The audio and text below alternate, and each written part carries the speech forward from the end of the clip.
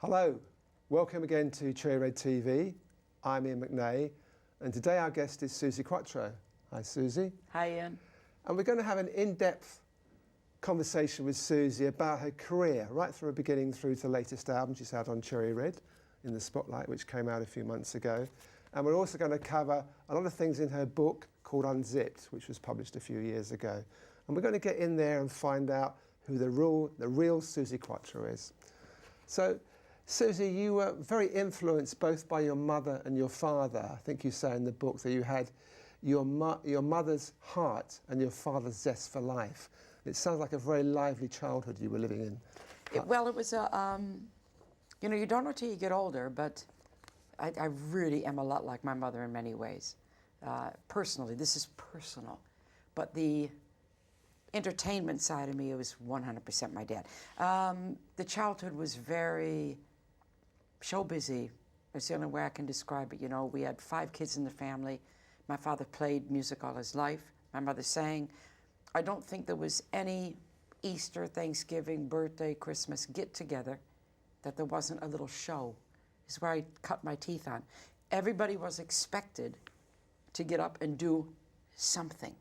If it be a piano piece, or I used to do a bongo drum piece, or, you know, whatever. And I also, my big number with my older sister was Hit the Road Jack. Okay. And actually, I think you were playing bongos in your father's band about 7 years old, weren't you? I was. So you were out down the road then at 7 years old? I begged him for a pair of bongo drums. Yeah. It's one of my favorite stories, actually. I really wanted to be a beatnik. Used to write poetry and chop off little bits of white straws and put baby powder in them and pretend I was smoking. And then the last thing I needed was the bongo drums. And I begged my dad for a pair, and it was close to Christmas time. And I went in search of my gift. And I found a new pair of bongo drums in his closet, very expensive. And I said, Dad, I found my gift, you know, I was all excited. And he said, you mean the new bongo drums in my closet? I said, yeah. He said, do you really think I'm going to give a $200 pair of bongo drums to a little girl like you? Oh, I was so disappointed. And he played it really well, and at Christmas, I had my bongo drums. Isn't that fantastic? It's fantastic. Yeah. Because he worked really hard. You were saying in the book that he'd get up at 5:30 in the morning, go to his day job, come home at 5 o'clock for a short rest, and out again playing in the band till 1 o'clock in the morning. That's quite a lifestyle. It is, you know, and I think, I mean, I didn't used to appreciate it when I was younger, but in all honesty, we grew up in an area that, unless my dad did those amount of working hours, I don't think he could have afforded. 5 children. He was an engineer at General Motors. We grew up in a ritzy area. That doesn't work that way. So I have to thank him. You know, he wanted his kids to grow up in a nice area. And he come from the Depression days, you know. Yeah. So, yeah, thank you, Dad. And the music lessons, and we always had a nice car, and, you know, it was a good life. Yeah, and he had front, didn't he? He was able to pull off things. I remember you tell the story about going to a big concert, and he was saying, well, he's a VIP at General Motors, and you'll get taken in for the front row. He was a bullshitter, and he was wonderful at it. He would get us the best seats any place we went. He'd say, hi, I'm going to be, I remember we went to Vegas, and there was a huge queue to see Don Rickles, who I love. And we couldn't get in. And my dad said, just a minute, kids. And all of a sudden he came back, took us to the front of the line. Apparently he had told them that he was a big shot at General Motors, which he wasn't, and he might be bringing his entire unit to Las Vegas. So we were escorted to the front row seats. Yeah. And I learned this from my dad. I learned how to bullshit. I was going to say, you must have picked it up from that. I did. I'm pretty good at it. I can get upgraded anywhere. Yeah. But your mother's quality of heartfulness, that's also stayed with you? My mother, I talk about her, I think, all the time. She was a mother, 5 kids. She took in 9 orphans during that time. She took in 9 orphans? Not all at one time, but 9 orphans through the years. She had 3 miscarriages, so we would have had 8. She was like, I can't describe it any more than before you got your shirt dirty, it was cleaned. You could eat off the floor. She was real mother. You know what I'm saying? Big heart. She would have died for us. And I miss her all the time, yeah. She's a good mother. You also talk about when you were young, you really had a such sense of urgency, that everything was important to you. My mother used to say to me, "Where are you running?" "I don't know," I say, "but I'm running." I don't know why. I'm still like that now. I'm kind of just this side of hyper. I don't think I'm hyper, but I'm real close to it. Too much energy. Did you have a sense at that time you would be famous one day? And did I you have knew an it. idea of how that might take its form? I thought it could be a comedian. I thought it could be an actress. I thought it could be a musician. Whatever it was going to take for me to be something in show business. I wasn't quite sure which way when I was really tiny. I first thought it was going to be a comic. I actually wrote to Okay. Red Skelton, the comedian, when on the back, I remember we were riding in the back of the station wagon going to Florida with the family. And I wrote him a letter, "Dear Red," like I know him. I said, I'm 8 years old and I'm very funny. I think you should audition me for your TV show. I didn't get even a letter back. my first professional rejection. God, what a cheek! Imagine writing to somebody like "Dear Red." Well, you Little never know snot-nosed though. You kid. don't ask, You don't guess in know. life. I agree. I'm sure there's many times in life you've asked and you've got, and it's been a surprise, but you've got to do it. This is my motto. Yeah. I will ask. Yeah. All you can get is a no. Yes, that's okay. right. Yeah. So you also played lots of different instruments, didn't you, when you were young? So you had that real good musical grounding. I have my orchestra. I learned my orchestra, which is my piano. I play classical piano. I'm actually a very good pianist.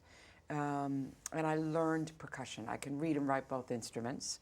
Then I taught myself bass guitar. But the piano is your whole blueprint. If you learn piano, you can learn anything. So you saw Elvis on TV when you were 7. Yeah, can you believe that? That opened up a door. Big door.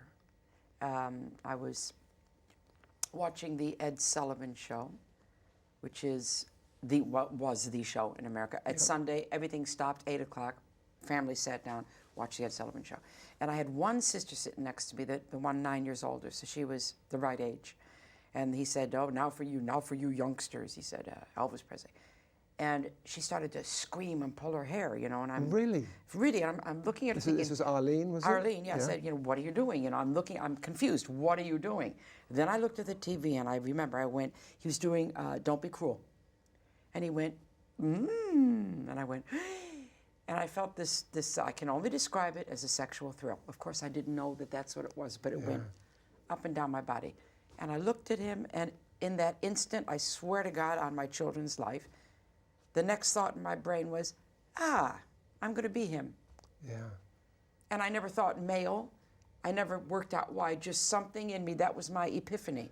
I'm going to be that. Absolutely the way it happened. And I was in love with him ever since. But it's really interesting, this form of transmission he had. Here you were, 7 years old. Yeah. You got the sexual thrill. Didn't know what it was. Didn't know what it but was. But he impacted you.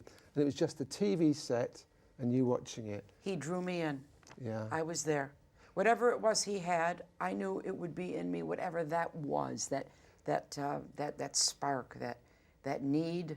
He was a catalyst to waking something in you. Totally. And I knew that I found my path that young. Yeah. Wow. Incredible. And how did that change when you went out with your father's band and played bongos? Did you try and be Elvis or? No, that was in me growing. Yeah. And then I started to learn. I wanted to learn everything. I did the bongos, I did the piano, I played the drums in the school orchestra. I started to learn. At 14, when I started my band, that all came into fore then.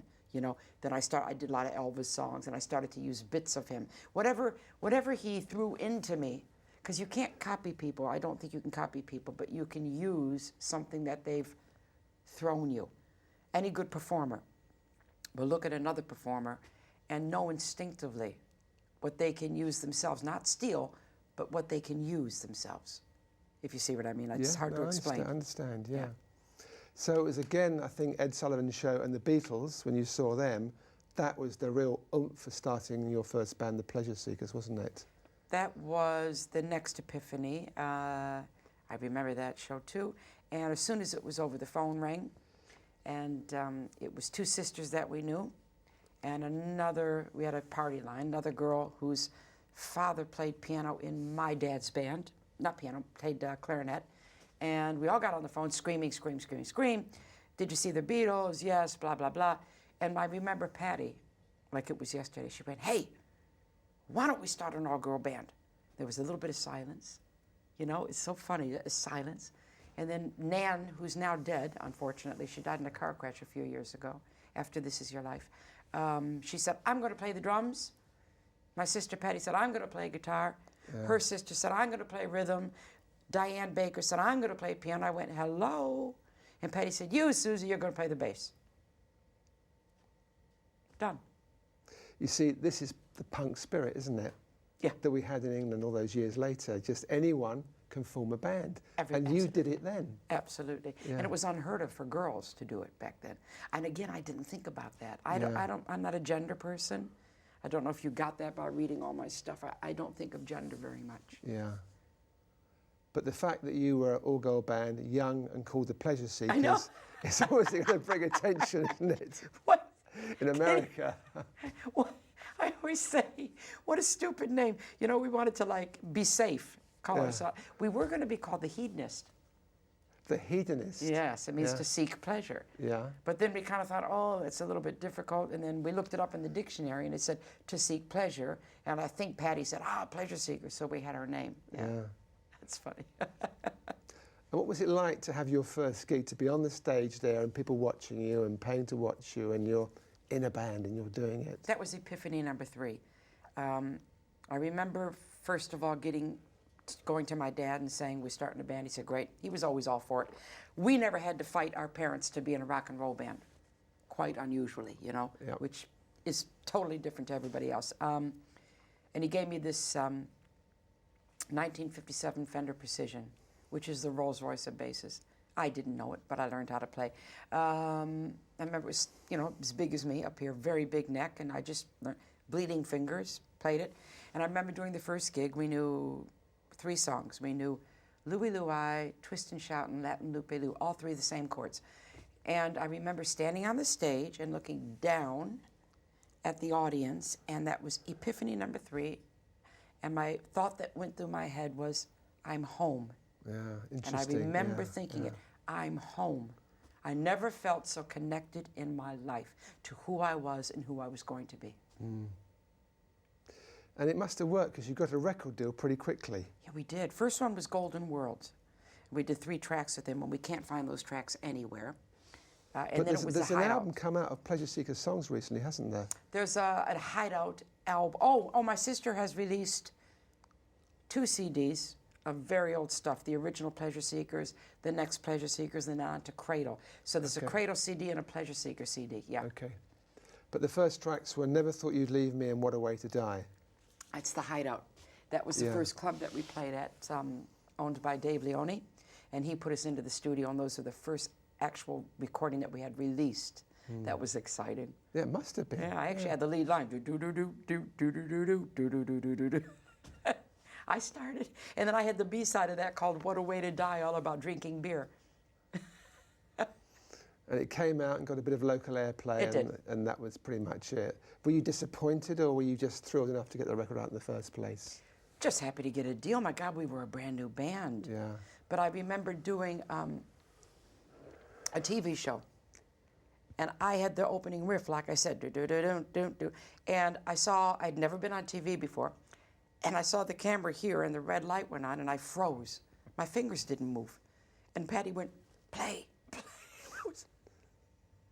I was like, and I remember my dad watching the show with us at home, and he just looked at me and he went, never again did that happen to me. Yeah. I had stage fright. That's unusual for me. Never again. Yeah, well, it's the first time, I guess. One time only. Yeah. Then you signed to Golden World and you did a cover of She's a Rebel. And again, didn't get a bit of local airplay, didn't do much. But you thought you were on your way, I guess. Well, the fact that we had 2 deals with a very short space of time and stuff, And we were always working. I think being an all-girl band and being unusual, we got the gigs quicker than the boy bandies because they were a dime a dozen. So we were lucky in that way. And you got signed to Mercury Records, which is a big record, well, they were then, big record label. And that was a chance to really make it a proper international record company. Yes, that was our first big deal. The producer came down to Trudy Heller's in Greenwich Village where we were playing, and we had a deal. Major record label. How exciting is that? I was 17. So 3 years apprentice, 3 deals. Yeah. That's not bad. It's very, That's very not good. bad. Yeah, yeah. Not bad going. But again, record came out, but Didn't really do a lot. yeah. So recording-wise, we didn't really have any success, but we worked all the time. We went from coast to coast. I earned quite a bit of money, you know. Yeah, I think it was kind of early days for a band to have record success way back then. How much of the appeal of the band do you think was the fact it was an all-girl band? Huge. The fact that it was an all-girl band, yeah. It just wasn't done. Yes. It wasn't done back then, you know. Yeah. And I was always quite tomboyish. Besides being an all-girl band, I was quite ballsy with it, you know. The other girls were more girly, and they would be the first to tell you that. But I was real Elvis-y. And you just didn't see that. Not in a woman. Yeah. You know, and to play the bass is so unusual, too. Yes. There were other instruments that were more feminine, but the bass and the drums were odd ones for women to play. And did people come along to thinking you couldn't play, do you think? What was there in their minds as they came in? Was it like... To see a bunch of girls. Just to look at... It's mainly... Sex appeal. It was mainly guys in the audience. Sex appeal. Yeah. I got asked that many, many times. I never thought about it. Patty and I debated this many times. I always took, I can speak personally, I always took myself seriously, whatever I did. Yeah. I believed in me. So if anybody came looking to see if we could play or not, I actually didn't see it. Patty, I think, saw it more than I did. She was, girls can do it, girls can do it. And for me, I didn't really care that much if it was girls. I wanted me to do it. So we kind of separate there in our attitudes. And she had the big thing about, you know, being an all-girl band and being successful. Yeah. And I didn't care if it was girls or whoever. I just wanted to be known. That's all. Wouldn't have mattered to me if it was monkeys next to me, as long as I could get to where I was going. You were going to go there no matter what happened. Absolutely. A to B. There's where I'm going. Yeah, yeah. So you changed your name to Cradle. Yep. Why was that?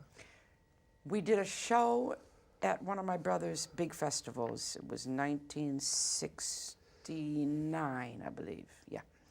And it was all like 10 years after, and all these happening hippies, and everybody's smoking dope and barefoot and tie-dye T-shirts, and we were a show band. We were a show band. Silver mini skirts, you know, totally different thing. We did this show, and I say, my sister won't say this, but I say we died. For the first time ever, since the band was a band, we died. Because what was happening on that stage was not what we were doing. So it was a little bit of a wake-up call. I was the lead singer, the bass player, and we had a little powwow with everybody afterwards. And there was another all-girl band on the bill. I think they were just called Girls. And they just jammed. They came up with their blue jeans and T-shirts and jammed. And I thought, wow, this is a big wake-up call. So we decided to let me take a little bit of a back seat at this point, bring my youngest sister in, who was a really good singer. And I said, no problem. So for like the next 2 years, I still did some lead singing, but she kind of went up front, and I kind of went back a bit and just played. I played bass, I did some piano and some timbales, and, you know, it was like a multi-instrumentalist, and learned my bass real good at that point. Yeah. So it was kind of a little, and we started to write our own material. Right. A little bit of a change. We got heavy. We got serious. Yeah. Yeah. And I think around this time you started to get a little bit involved in the esoteric world. You had a seance. Oh, God. What happened there? That was horrible. We actually tried to bring Joplin back. You know, Janis Joplin, yeah. You sit at night, you know, and you're kind of bored and you haven't got a gig, and we're in a little hotel in the middle of nowhere, and we decided to have a seance. I would never do that again as long as I live. You know, whatever dark forces there are, do not tamper. Exactly. You have to know and what you're doing. And because I'm with psychic things, as well, you know, I was able to call it. I didn't like it. Oh, I don't want to do that again. But you went to see a spiritualist called Mrs. Beasley. Oh, my God. That was a more positive experience. I met some girl at a shopping center in Detroit, and we started to talk. She worked behind the counter. And I often do this. We just went, started talking about, you know, out-of-this-world experiences and spiritualism. And she said, I have a lady I go to. I said, wow, I'm interested. So I went. Her name is Mrs. Beasley. And she didn't charge anything. You didn't have to give her anything at all. And her way of honing in was she had a little bit of paper. She looked like a grandma, you know. in just a normal room. And she would just look at you and write, and look at you and write. And then when she's done, she reads you what she has. It's up to you to make sense of it. And she told me about names I'd never heard of before, coming to say hello. And when I got home, my mother verified every name. And she told me I was going to England. I said, yeah, right, I'm going to go to England. How the hell am I going to get to England? She told me I was going to get a blue sports car for my first car in England. My first car was a Mercedes 2SL Blue. I did go to England. And the one thing that she told me that I couldn't figure out was she saw success with pink and roses and the number 5. And the only way that I can see now that this has made sense, it's a crazy story, but I had my 60th birthday in Detroit, not last birthday, the one before. I invited everybody to come over. Very important, very bonding, you know, anything past is buried, you get close to each other, blah, blah, blah. And 3 sisters ended up going. We went to the house I was born in, and we took some pictures. Nobody was home, because we haven't been there for 1966. That house was sold. Tried to get in, nobody was there. Went to the back, took some pictures. When my sister sent me these pictures, I was looking at them, and I looked twice, and I thought, this can't be. Blew up this one photograph of the 3 of us in the back of the house. And in the window, I even get goosebumps saying it, in the window of this picture, of this photograph, in the window is my mother. Huh. Now, nobody lives there to do with us. And I blew it up, and there she is like a photograph, sitting to the side with the necklace she always wore and a shawl she always wore, obviously saying, I'm glad you guys got together. She has 5 children, and there's pink roses in the window. Huh. Isn't that amazing? I have showed people this, and I haven't said, I said, do you see anything in this picture? And they said, who's that lady? It's like a photograph. Don't ask me how this happened. I don't know. Yeah. Is this the weirdest thing ever? My mother. Yeah. And I showed it to a couple of my nieces, and they started to cry. They said, there's Grandma. So if you know her, it's her, you know. So whatever you believe, I don't know how that happened. I don't get it. But after you had the reading, did you feel that things were going to happen in terms of your career in England, or did you just think, great if it happens, but I don't know? Did it kind of confirm a kind of, was it helping to form something in you, do you think? No, I always had the belief and the knowledge that I was going to go where I was going. Yeah. Since very young, I just knew. Yeah. I just knew that I was going to be successful. Yeah. I think if most artists who are successful, if you talk to them, I think if they're honest, they'll probably tell you, yeah, you got to have that belief. You can't make it, because it's a business of rejections. Yeah. You have to have that So overriding. it didn't need confirming. In fact, it was just so strong in you. It was so strong in me. Yeah. I'm going there. And all my friends say to me when I was young that I was determined and focused. Yeah. So then something concrete really did happen. You were playing a gig, I think it was Detroit, and your brother, Mike, persuaded Mickey Most to come along. Mickey Most at that time had some success producing in the UK, and he was over, I think, was it recording the Animals or something? Or? He did everybody. He did Yeah. Peter Noon, Lulu, the Animals, No, but I mean, he was over doing a session with somebody. He was doing Jeff Beck. Jeff Beck, okay. And Mike persuaded him to come and see Cradle play. Yes. And he came up to you afterwards. He did. It was a funny story because I had always been waiting, and again, I've talked this too with the girls. In all honesty, I was always waiting for this. Gonna make you a star. Okay. Always was waiting for the tap on the shoulder. And the week before Mickey came, Elektra Records had come to see the band, and Jack Holstrom, the president, offered me a solo contract, which didn't please everybody. And he said, I want to take you to New York, put a band in front of you, a guy band with you, and make you into the new Janis Joplin. So I just kind of put that on my plate, back burner. Janis Joplin again. Then Mickey Most came the week later, and he asked me if I'd like to make an album. I didn't know he meant me only. And he wanted to make me into the first Suzi Quatro. So I kind of, long story short, had a choice. Did I go with the New York offer? Did I go with the England offer? But the way Mickey acted to me, I knew that he saw me exactly as I was, and something very unique. not the second anybody. So I went with him, and I did the right thing. Was that a feeling or something he said to you? It was both. The way he talked to me, Yeah. you know, the way he spoke to me. I knew that. I know that he called his wife. I didn't know this till later, but he called his wife when he got home.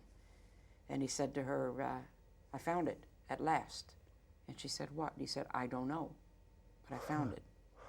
So he wasn't quite sure what I was. He just knew it was different. Yeah. And I could see that confusion in him, like, what are you? And this is what I liked, because I thought, yeah, I don't even know if I can make it being what I am. Yeah. You know, I mean, when he saw me, I had on the tie-dye T-shirt and the ripped jeans and barefoot. That's what he saw. And I stepped up, and Nancy was singing, my little sister. Yeah. And I stepped up and I did 2 songs. Attitude, you're talking attitude with capital A.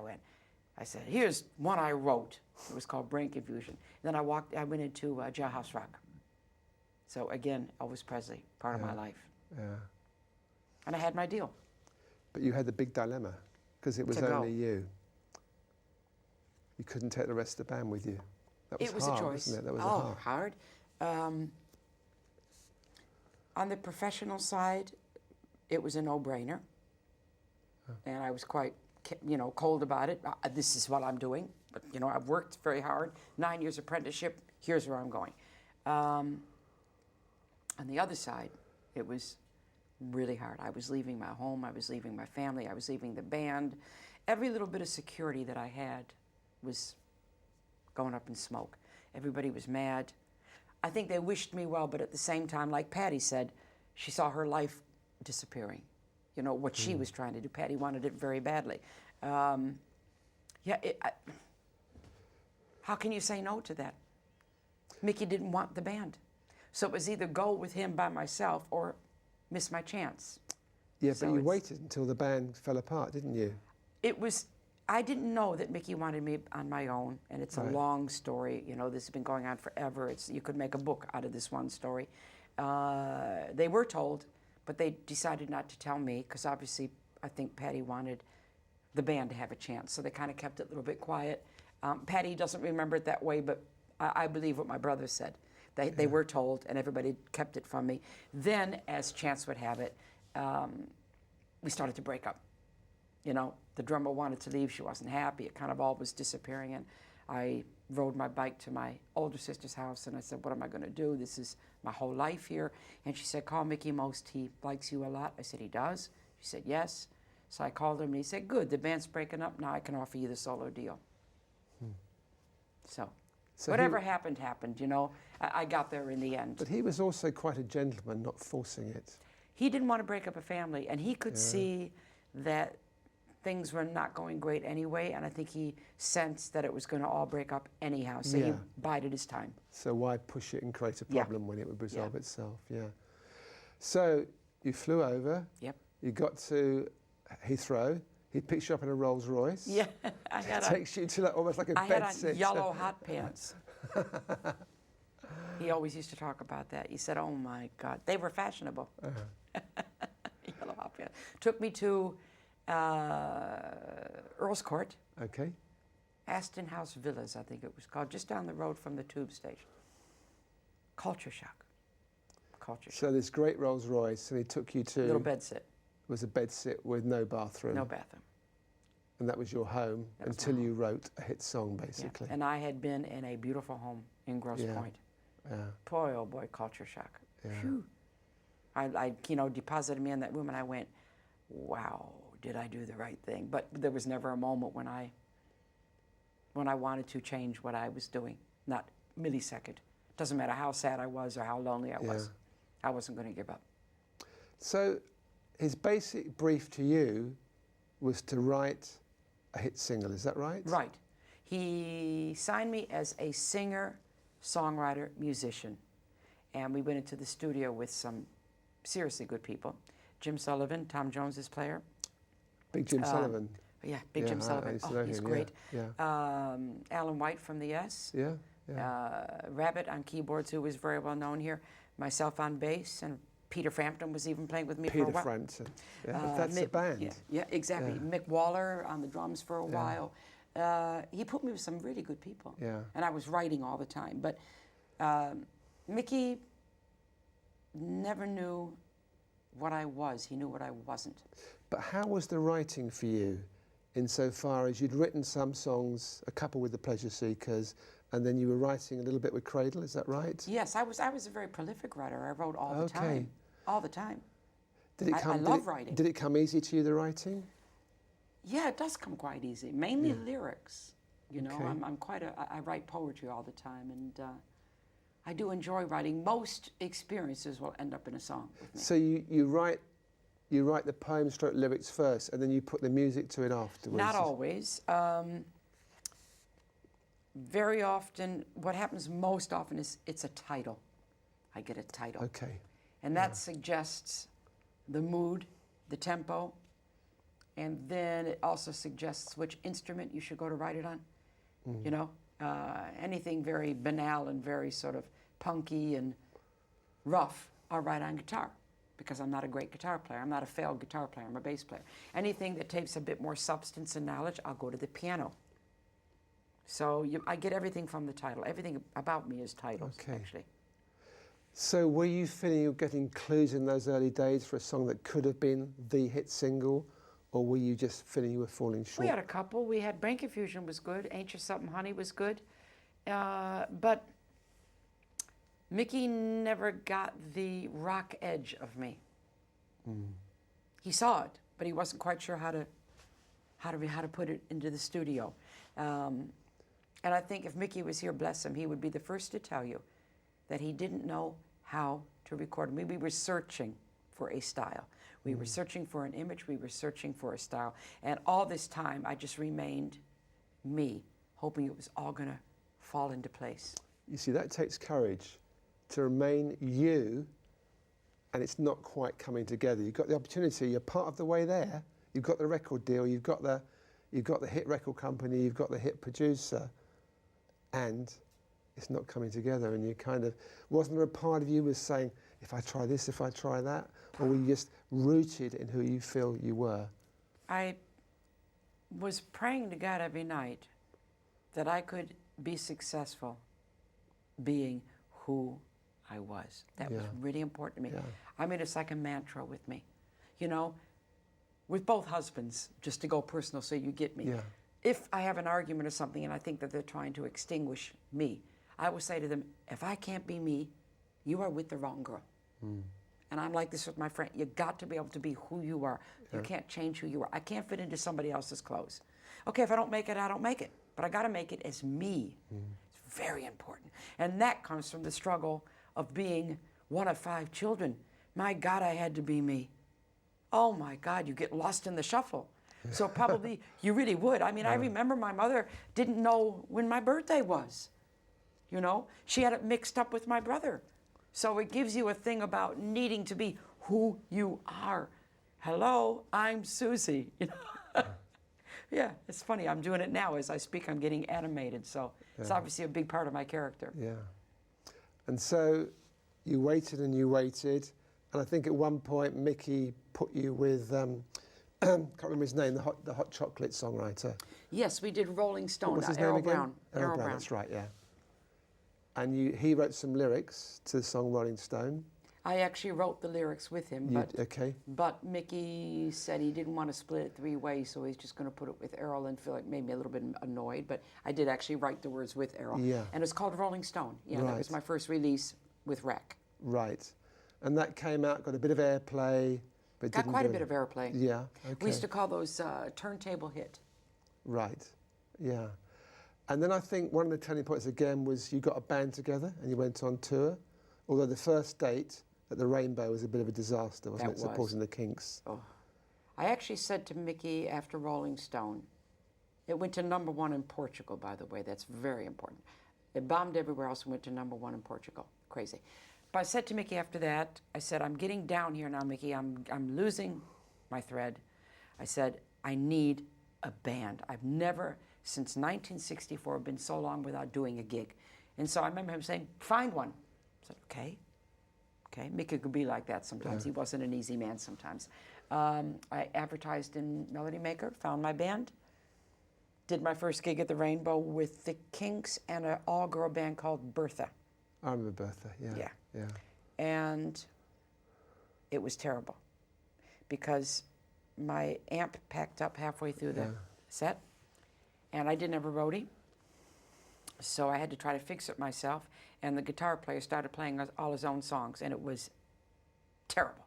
Terrible gig. He's telling everybody how great I am, Mickey, and it was terrible. And he called me up when I got back to the little tiny bed sit, and he screamed at me, and that's probably the lowest point of my entire life. Screamed at me. Yeah. Screamed at me. How dare you? I'm going to send you back to Detroit. And let her. I was just like, I can't remember. I didn't say anything. I just like, I felt so wrongly accused, you know. And then I found my strength after that. That was my low point. I remember playing Neil Young's I Don't Know Who to Trust Anymore. Da, da, da, da, da, da. What's the name of that song? A man needs a man. It's off the Harvest album. Yes. Can't remember the title. Great song. A Man Needs a Maid, is it? Yes, that's it. And I remember that was my dark night of the soul, right? Because he nearly broke me. But when somebody nearly breaks you, you can then come back from that. So then I would say Suzi Quatro came out of the ashes. Then I did. Then I was just, boom. We talked about it. He saw a complete change in attitude. Right, here's what I'm doing. Then I started to really be this, I guess, tough girl. I had to get tough. I had to get tough after that. I was vulnerable before that. I had to get tough. Yeah. And was that when the leather image, you got the leather image? Well, the leather image came in 1968. Later, I used to wear my jackets and all that. When I saw the Elvis comeback special, I decided I wanted to have leather for me. Yeah. And it was, so I'd always been the leather the leather jacket, t-shirt, jeans kind of girl after that. And I even came to London with a leather jacket. I had a really nice, but it was after that Mike Chapman, I formed the band. Mike Chapman said something to Mickey about who's that girl I keep seeing, and he said, oh, she's going to be huge, and he said... Well, let's talk about how you met Mike Chapman, because that's key as well, because he obviously wrote with Nicky Chin, I think, didn't he? Yes, he did. And then produced your... He did. It was kind of like Rolling Stone time-ish, and Mike and Nicky had pretty much just been signed by Mike Chapman and Nicky Chin as songwriters. And Mike used to see me in and out the office all the time, and he said to Mickey, who's that girl? Who's that cute girl, he said, which I'm stuck with for the rest of my life. Cute. I wish I could not be cute. You know what I mean? Even when I'm dressed up sexy, it's still cute. That really pisses me off sometimes. And Mickey said, oh, that's Suzi Quatro, she's going to be huge. And he said, oh, have you got anything? Can I hear something? So he played him Rolling Stone. And Mike said, oh, that's not what I expected. He said, but what did you expect? He said, I just thought it would be something a lot ballsier. Little light bulb in Mickey's head. Yeah. So after Rolling Stone didn't make it, and we were out there working, and we were doing all original stuff, probably about 20, 25 minutes worth. Yeah. We did the Slade tour.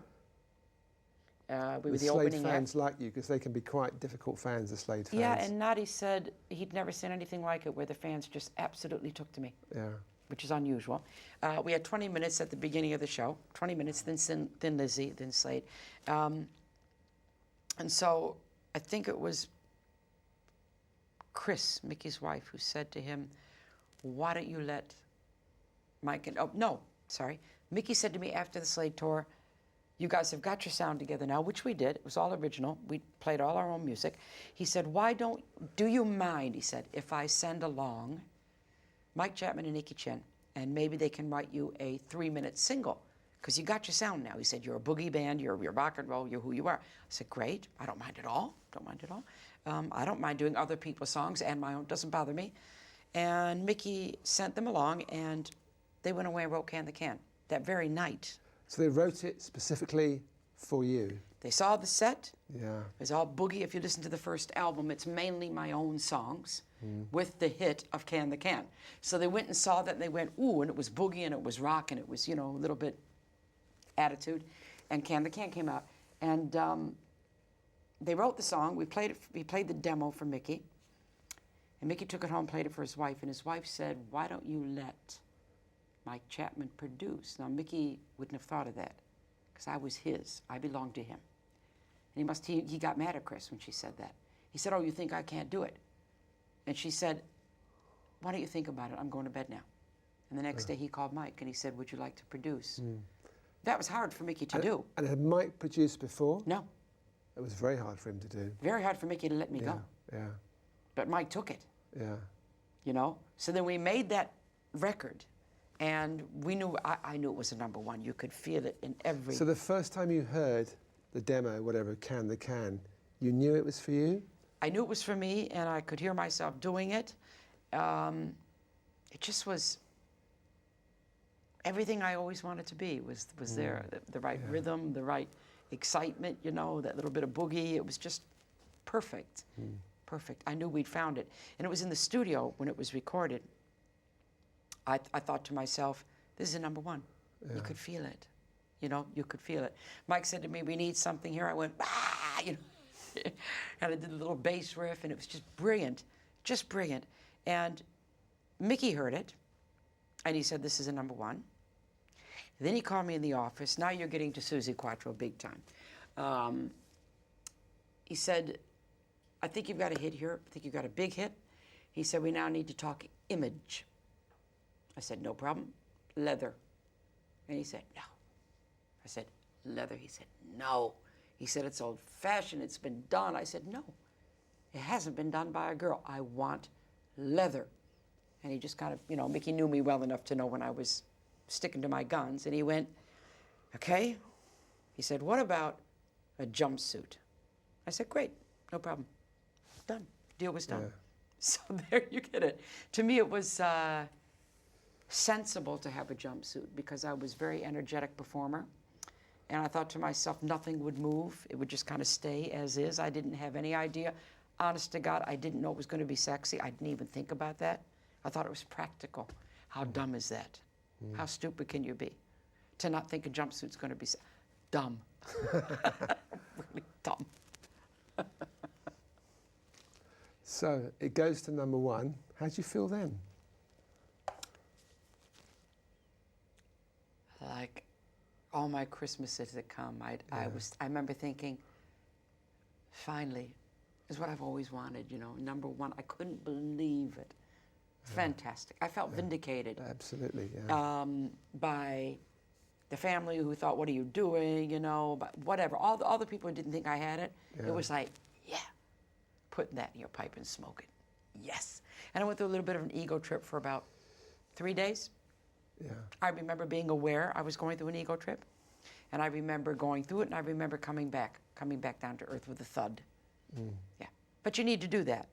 You know, you can be a little bit proud of yourself for just a few days, but then I just, real quickly, when I came back down to earth, I just thought, okay, this is now my job, and I'm going to take it and run. Yeah, it was quite a job because once you've had the number one, you've got to keep going, haven't you? The number one is the easy part. It's the sustaining. Yeah, that's you know, right. and keeping fresh and being good. And I prided myself then, and I pride myself now. The one word I use to describe myself is professional. I am professional. I will give you the best I can on stage. I will give you my best in the studio. I will give you the best interview. I will make sure I'm ready. I will make sure, I'm there on time. I'm like a little soldier, you know. So my father taught me that this is a job. It's not sex, drugs, and rock and roll. It's a job, and you better do it right or don't do it. That's what my dad gave me. Yeah. But it's a great creed to live by, actually, because if you also got that determination as well, and grounding in who you really are. Absolutely. You can't go too far wrong. It's a great combination of factors. I think, thank God my parents brought me up how they brought me up, you know? And thank God I have that little bit of insecurity being one of five, because your ego can never get carried away when you're one of five trying to be noticed. You know what I mean? There is a inbred balance system, you know? Suzi who? From my family, you know, Suzi. So it's great that you have that, you know? Yeah. You just can't get carried away. You just can't. Just staying with your family for the moment, in case we lose this thread later. Arlene had, I think, 7 marriages. Yes. Which is unbelievable. It is. Yeah. My God. And Mike, did he have success as a solo artist? Yeah, he did. He had some success. He's Yeah. one of the best piano players I ever heard in my whole life. Very talented man. Yeah. And Patty Was later in joined Fanny. Fanny. Yeah. Yep. I remember seeing Fanny when they came for the UK for the first time. And it's the first time I'd seen an all-girl band. So for me, it was They were something very good. special. It was the Millington sisters, wasn't it? Yes, June Yeah, and Jean Millington. That's right, yeah. No, I thought they were a great band. Very good band. I remember them as 3 pieces, is that right? Or were they 4? No, they were 4. They were 4, okay. Nikki Barkley, bass, drums, and Alistair Burr. And Yeah. Patty joined it in '74. Right. So it's after you had success the first time? After I had success. Yeah. She tried keeping the band going, a few different things, bits and pieces, Yeah. and finally got the call from California to come and join Fanny, which Yeah. she did. Yeah. Okay. So anyway, back to you. You had 48 Crash, Devilgate Drive. It was still steaming along there, and it was kind of, they were all Mike Chapman, Nicky Chin songs. Yeah, that worked perfect. All Mike Chapman productions. Absolutely. We found a nice, comfortable way of working. Mike Yeah. let me write the albums, which I loved, and they did the singles, which they were. How can you beat what they do? Yeah. They are the masters of the 3-minute single. Yeah. You know, so what idiot's going to say, "Oh no, thanks, I don't want that," you know? And sometimes I got confused who wrote what because we were so much, Mike and I were so much on the same wavelength. I remember doing Mama's Boy, which was one of the singles. It wasn't a big hit, but it was one of the singles, and I was putting the vocal down. And I said to Mike, I get so sick of this. I said, when you write, why don't you give a singer a space to breathe? You know, you don't, the way you phrase it, there's no breathing space. He said, Suzi, it's one of yours. Interesting, isn't it? Yeah, very It's a bit like how you live your life, isn't it? Okay, No breathing yes, space. Yeah. exactly. Yeah. And there's another aside I wanted to put in before I get was, RAC were in Charles Street, and I worked at Bell Records for a time, Right which next was door. which was next door, and that we were only there. I was only there a few months before we moved, but of course, you were on RAC, and there was Hot Chocolate, there was Racy, I think. Racy, Mud. Mud, of course, yeah. Who else? Julie Felix. God. Duncan Brown. Yes, yeah. But anyway, next door, Bell Records was even more success. Yeah. Bay City Rollers, David Cassidy, Shawaddy Waddy, Barry Blue, Gary Incredible. Glitter, Glitterbland, Hello, just incredible. And so Right next to each other. next door to each other, and I was in my 20s working there, and I was on more on the financial side, so I wasn't involved in the glamorous Right. side so much. But it was just amazing. There's always a gaggle of girls outside, Yeah. especially in the school holidays, waiting for a star. Yeah. And the good chance, if they wait a few hours, they'll see a star either coming into RAC or coming into true, Bell. that's true. It was just amazing little. And Dave Most used to come into our building. And He's chat dead with, now, you know. Yes, I know. Yeah. God. He used to come in our building and chat with the guys there. Yeah. So it was like this It's in and out all the camaraderie time. thing. Yeah. It wasn't a big rivalry in a way. Well, it wasn't a fun way, but not in a bad way, the rivalry. But it's such a creative place. It was. Number 2 and number 3 Charles Amazing. Street. It was like Motown. Yeah. Yeah, Yeah. it was great. Good memories from there. Very it's nice good, to be yeah. part of that. Yeah. So you went back to the States and you had Kiss as your support band. Kiss and That's quite something. Blue Oyster Cult. Yeah. Supporting you. I saw Gene when I did rock school, and then I reminded him that. I said, "Do you remember when you supported me?" He said, "I do." Amazing, isn't it? Yeah, it And is. Rufus. Remember Chaka Khan? Yes. Yeah, they supported me in yeah, LA. Yeah. Wow. So you had this phone call, didn't you, when you were in Detroit? I was in Memphis, and we were on tour in America. It's 1974, so it was my first tour after my hits, come back home, you know. And All Shook Up was in the lower end of the charts, and the call came from Elvis's people trying to set up me to come to Graceland to meet him. Wow. And I said no. So you get a call, and did Elvis, was that actually on the phone, Elvis? It was his people, Right, and then he yeah. came on after that. Yeah. But it was like, But you spoke to him on the phone? Yeah. That's a big thing, isn't but it? I couldn't get it. You know, I just was. Well, thank you. And I just So seem hang to on, read. let's get this call. So Elvis phones out and says, This is hi, Elvis Suzi, people's da-da-da-da-da. Yeah. Elvis would like you to come to Glen. We're just going to put him through. I said, I'd like you to come to Graceland. I heard Right. your version of All Shook Up, and it's the best since my own. I just went, I'm very busy. But apparently, that was the conversation. that was a conversation. I wasn't ready to meet him. I hadn't had enough success yet. But apparently he went to Rodney Bingenheimer's English disco in LA with a bunch of people in the VIP room and spent the entire evening looking at a poster of me. And I don't think it was a fancying thing at all. I think it was a, hey, what's that? Huh. No, I don't get that kind of feeling, you know, my instincts. So, yeah, incredible. But I wouldn't have, I know it's a little bit ahead in the story, but if I'd met him, I wouldn't have written Singing with Angels, which is my tribute to Elvis. And I do feel everything happens for a reason, and I was supposed to write that song. Yeah. But you spoke to him. That's fantastic. Even just for a few seconds. God. Oh, my God. So then Mike Chapman moved to California, and Mickey decided to produce your next album. He did. Because Mike wasn't getting along with Nicky at the time, and he wanted to distance himself from everything and everybody. Right. And, yeah, Mickey did our next album. So it wasn't easy for Mickey. Like I said, he still didn't, even though I've had success, Mickey never knew how to record me. He didn't have... It's funny, because Mickey made such great albums. He didn't know how to get that rough edge of me. He didn't know how to get that excitement level of me. Mickey was too smooth. His productions were too smooth, if that makes sense. Yeah. Well, his big hits at that time were was he producing Hot Chocolate? Yes. Hot Chocolate. And that's who he was at that time. Yeah. You know? Was that before Kim Wilde or Kim Wilde? He didn't produce Kim Wilde. Kim Wilde was produced by her dad and her brother. Okay. They brought the records in. Okay. All right. Yeah. So anyway, because of Mike moving to California, Mickey decided to take over your next project. He did. How was that for you? It was okay. It was a little bit weird. I didn't like the feeling. I wasn't comfortable in the studio with Mickey. I was more comfortable with him being the owner of Rack Records, you know, him being my friend and somebody I could talk to. And it didn't feel right when we first recorded, and it didn't feel right recording with him after Mike. Yeah. It just, I guess we weren't supposed to be in the studio together.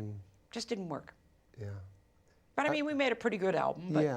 But, and you know, we had a hit off it. Tear Me Apart was in the charts. But it wasn't me and Mike. Mike and I have a magic together. Did Mickey ever talk about this afterwards, the fact that it didn't really work in terms of the production? I think he said it by not trying to produce me, not trying to take back over, and only doing that one because he had to. Yeah. You know? How deep a conversation could you have with him? You know, he was like a father to you for a time when you first moved to England. We talked all the time. Yeah. Mickey and I could be at a dinner and only be speaking to each other for hours. Because he was another Gemini. We're very similar characters, and we could talk and talk and talk. We had a shortcut with each other. I got a lot, but more just somebody I could talk with, not somebody who knew how to produce me, but he understood me as a person, very much so. I loved Mickey, you know, he was like a dad to me. Yeah, he understood artists, didn't he? I think that's what it was. He did, but he could be rough. Mickey had a tough guy in him, you know, that if Mickey sensed any vulnerability, he would play on that. That's why I had to get tough. But that toughness was also natural to you. Yes. That's because, how I get as you said before, that was, if you're rooted in who you are, that toughness will defend that, and that's important to you. Absolutely. And when people attack you in any way, shape, or form, even though you might initially be like that, or even if you cry, at the end of it, you comes back. Yeah. You know, you said that, and then is that true? You know, you go through all your little things, and then all of a sudden, wait a minute, that's not who I am. Yeah. And out you come. But I'm quite softy, but I will always get through. You can't destroy me. I think people have gathered that, yeah. You can hurt me, big time, but you can't destroy me. Yeah. You have to kill me. Anyway, you were saying in the book, around this time, you started to go to church again. Yes. Why was that? I was with my guitar player, and we wanted to get married. And I went to the priest to marry us in where we were living then in Stapleford Abbots. And he said, "You go to church." So I'm a Catholic. And I said, no. And he said, well, he said, you're going to have to start coming to church. You're going to have to talk to me. You have to do confession. I thought, okay. So I became very good friends with this priest. And it was nice to take my faith back on, you know. I embraced it all over again. It was nice. Very nice. So that was my upbringing. I still say my prayers. Really? Yeah, I go to bed and do my whole Catholic thing. Although I'm more Buddhist now in my beliefs, your training when you're a kid kind of stays with you as a comfort zone. So when you say your prayers, what do you feel you get from that? Spiritual guidance. Even if it's only with your inner self, you get spiritual guidance. You get help. When you say, God, you know, what about this and this? It's like you're talking to somebody who understands. Somebody who, when you pray, you're talking to, almost like to your higher self, but you're talking to somebody who you don't have to explain anything to. Does that make sense? Right, they're on your side completely. Yeah, totally. Unconditional. Yeah, yeah. And you say you get guidance back? I think so. Yeah. Yeah. Yeah. Okay, so then you went back to Chinichap afterwards. Yeah, it was Happy Days was the cause of that. Okay, with the Fonz. Yeah, I was in Japan on tour, and Toby Mamis, who used to be my... Good friend of mine, yeah. Yeah, used to be my publicist in America for many years.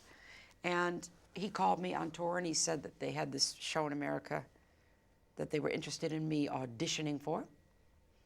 I didn't know the show. He said, trust me, you want to do this. I think they also had, they had three people in mind, Debbie Harry, who they thought was too old, me, and Joan Jett, who they thought was too tough, which is very funny when you think about it, because she imitated me. So she imitated only the tough part. Yeah. She didn't imitate all of me. Yeah. I mean, mind you, since then she's done great, you know, and I feel part of that. But this is way back when. So I auditioned and I got the part. Fantastic. And we then called Mike. We were in LA and we called Mike. We said, hi, Mike, I've just got this thing. He said, oh, great. We said, can we come see you? Went to see him, sat out on his backyard there where he lived in Beverly Hills. And I remember saying, Mike, you know what? I think it's about time we made another record. He said, I think it is too. Bang. You know, they went to the opening night party of Saturday Night Fever. Right. And they came back to Mike's house and they wrote, If You Can't Give Me Love. They wrote it in one evening. Well, I seen you before on the discotheque floor. You were driving me out of my mind. From the party. Bang. Had a hit. So it's we were back. It's amazing how you can write a song just like that, isn't it? But that's the genius. Yeah. That's the genius. And it was a change of pace for me too, which was great. You know, it was a little bit different than the other stuff. And yeah, so we were back in the studio with him. We were back on track. Yeah. And you were on a different label, weren't you? Yeah, big decision. My contract with RAC came up, and I had to decide, because they were starting their own label, and I had to decide whether to stay with Mickey and maybe lose my hit writers, which I didn't want to do, or go with them, and I made the decision to go with them. It had a big, big argument with Mickey and I, and we were kind of like estranged for about a year until I invited him over for dinner, and we talked it all through, and he got it. But he said to me, the only mistake you made was you could have stayed with me maybe in Europe and gone with Dreamland in America. Of course, I didn't think that all through. I just know I didn't want to lose Nicky and Mike. Sure. But then we ended up, Mickey and I were fine after that, but it did have a big, you know, not a good effect. Again, me going where I had to go. Yeah. And leaving what I had to leave. Yeah. Yeah. I have to ask a question about Happy Days. Was the Fonz as cool in real life as on the set? Henry was, I found him personally to be very serious. We used to debate about everything, and very nice guy, but took himself very seriously. Really? Yeah. So he kind of got his image and he was invested in this whole image thing, was he? Absolutely. Yeah. Absolutely. But we, you know, that show was a show that I was very proud to be a part of. And as Ronnie will tell you, if you speak to him, and Henry would tell you, it wasn't like I was a guest at all. It was like I was just always there. Yeah. I just kind of slotted in. It was a show I was supposed to be on. Yeah. Yeah. Yeah. A great show. It was a great show. Yeah. Yeah. Yeah. So, and then you had a big hit with Stumbling In with Chris Norman. Big hit. How did that come together? We were at an award ceremony in Germany, and there was an after-hours party for all the VIP, for all the artists. And there was a band on stage playing, and I wanted to jam, like I do. I'll jam anywhere. I'll do in your front room, you know. I asked Bonnie Tyler. She said, I don't want to sing tonight. So I tried a few other people. I asked Amanda Lear. She didn't want to sing. Then I saw Chris. I said, come on. He said, okay. Up we went. Mike was there. He went, oh, ooh, I like what I see. Yeah, we were recording at the time in Cologne, which was where the party was, at the EMI studios. And we went in the next day to record. And Mike came in. He said to the engineer, never forget it, he said, switch on the tapes right now. Right now. Okay. He said, Susie, get on the piano. I said, okay. He said, do what I tell you to do. And he went, our love is alive. And he said, go, da, da, da, da, da. I said, okay. And he said, now record this. Did the chorus. Thank you. He said, now I got to write a verse. Amazing. Yeah. Amazing. What a talent. Yeah. Yeah. Mike Town was quoted. Mike was quoted as saying, I wish I could wake up one morning and not write a hit. Now, as egotistical as that may sound, it was actually true. Mm. I love working with Mike. Yeah. Yeah. And we're good friends. So just looking at my notes here, because we're whizzing things quite fast now, then you, in fact, just to backtrack slightly, there's actually a quote in your book that when you left RAC to go to Dreamland, Mickey actually went mad and said, Susie belongs to me. He did. You felt he owned your recording career. Mickey did feel. He said to Nicky Chin, things like this don't happen. Mm. So it caused a real bad situation. Yeah. But like I said, it did finally come to right when we had a chance to sit down and talk about it properly. Yeah, because you also say you missed your friendship with Mickey. I did. Yeah. Very much so. Yeah. And I hoped that I could put it back on track one day, and it was finally when we moved to the house I'm in now, and I called him up and I said, I'd like you and Chris to come over and spend the night, and I'd like to talk. And we did. And we talked it all through. And he got it together after that, you know, but it was not nice. It wasn't a nice time in my life, but I felt like I had to do what I had to do, you know. Yeah. Sometimes you do. Sometimes choices aren't easy. It's true. I know I find in my life that with the big decisions, they somehow make themselves. And I guess that kind of happens with you too. They do make themselves. And you have to take on board that you will feel bad. There's consequences. Yes, you will have to take on board that maybe people are going to be hurt. Yeah. And you also have to take on board that if you make your choice and you get it wrong, it's your own fault. It's always your responsibility. Always. Yeah. And if you're not prepared to take all that on board, then you should let somebody else do your thinking for you. Yeah. Which isn't right for an artist like you. No. As many people have found out. So you produced you had the Main Attraction album, which was produced by your then husband, Len. And Chris Andrews. Chris Andrews. That was interesting, Chris Andrews. Interesting combination. Yeah, he's great. He's a good friend. My ex-husband knew him from school. And he always did all his demos for him, and they were quite close, and he had his own studio. And I remember, this was after Dreamland bust, you know, it went bust, which is a shame, so I'm record companyless. And I remember saying to my ex-husband, we can do this album ourselves, let's get in the studio. So we made this album with Chris Andrews. Yeah. And then we had a deal with, I think, Palador for that album. Yeah. It wasn't hugely successful, but it was an album and it came out, so at least we were bridging the gap, you know. And how do you start to feel at this point in your career? Because the big hits were drying up. Yes. Okay, there was some hits in Australia still, smaller territories. You know, you said to me when I talked to you on the phone the other day, you said your motto in life, one of your mottos is work, work, work. You just love working. I do. Did you ever feel that this was kind of going to grind to a halt in terms of the work, or did you always feel you'd done enough and you had enough in you just to keep going? Never thought it was going to finish. Yeah. Oh, never. I always have known just by instinct that this business is sometimes here and down. And I always say to people when they ask me for advice, I say, if you can't ride the roller coaster, don't get on the ride. You know, because you will have your ups and your downs. This was a down period recording-wise, but I never was not working. I can tour anytime, anywhere. So I was always somewhere working, and I got pregnant at this point too. Yeah. In fact, the picture of me on the cover of Main Attraction, I'm about 5.5 months gone. Yes, yeah. I wanted a family. Yeah, no, I understand, yeah. Yeah. Yeah. So it was time to slow down on the music side A little a bit. Yeah. A little bit. Yeah. I did a lot of TV at that point, did some acting, did some bits and pieces, had my babies. I took the year off the road that I was pregnant, but then I went straight back on with my first child. She was 3 months old. Yeah. We were touring. Yeah. So that's me. Yeah. I wanted her to join my world and not the other way around. Yeah. I can't be not who I am. Yeah. You know, it just doesn't work. There, I said it again. Do you remember me telling you that earlier? I can't be not who I am. You said it more than once. I know, it's crazy, Yeah. isn't it? Yeah. I must say that because I feel like people try to make me not be who I am. You know, maybe the pressures, you know, but that's all you got is you at the end of the day. Well, it's a great starting point, absolutely, for life. Most people never start there, that's the trouble. I guess, yeah. So, again from the book, in 1991, you say you started the first really difficult time in your life. You had 2 really tough years. Yeah, it was actually, I have to just backtrack a teeny bit, because I had my 2 kids, 82 and 84, toured 83, 85, you know, first with 1 kid, then with 2 kids, toured 87, you know. I did Annie Get Your Gun in 86, took a whole year of my life. That was when the rot set in to the marriage, because I was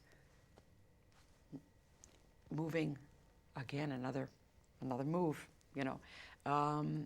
I was growing away and past my ex.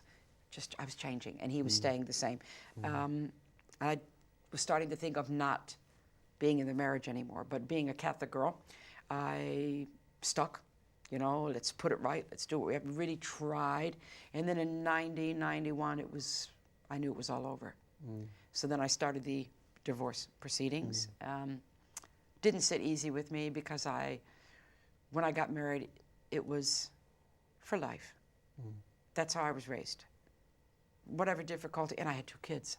How can I possibly get divorced? Went against everything I was taught, but I wasn't happy. And I remember coming to the conclusion eventually, when I finally decided to divorce, that either I died, again that same statement, or the marriage died.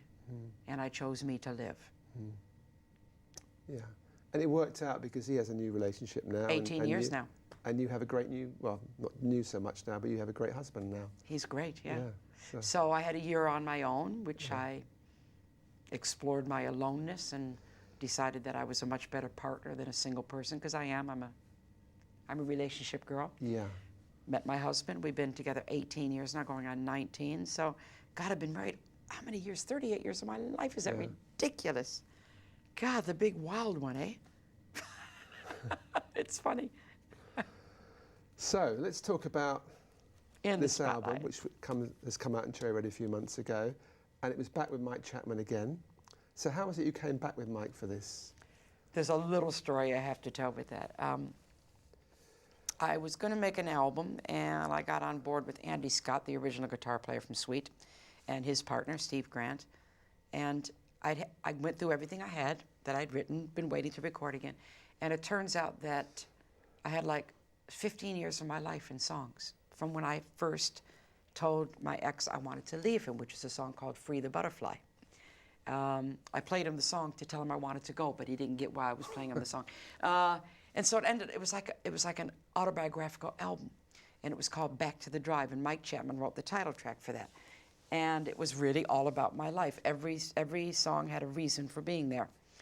And then I wrote the book, Unzipped, and then Mike called me and he said, I remember it, he said, okay, Suzi, now you got all that out your system. He said, let me make the next album. I know what to do. I said, what? He said, just let me have control. This was a real bone of contention. Let me have complete control. I went, huh? He said, just trust me. Every song on this album has to be the right song. I know what I'm doing. So I let him run with it, you know. And he played me stuff. He sent me songs, started to sing them. And within about a week, I went, yeah. It was like if I was going to make my first album right now, this is the album it would be. If Suzi Quatro was brand new today. Okay. That's what it feels like. Yeah. You see, the great thing is, this is probably your 10th album, is it, altogether? Yeah. You're still so enthusiastic. and the songs mean something to you. This is a great quality to have. You've admitted you're 62, but pretty 61. much. I'll be 62 in June. Okay. That's a great quality to have that time in your life, having worked for so long.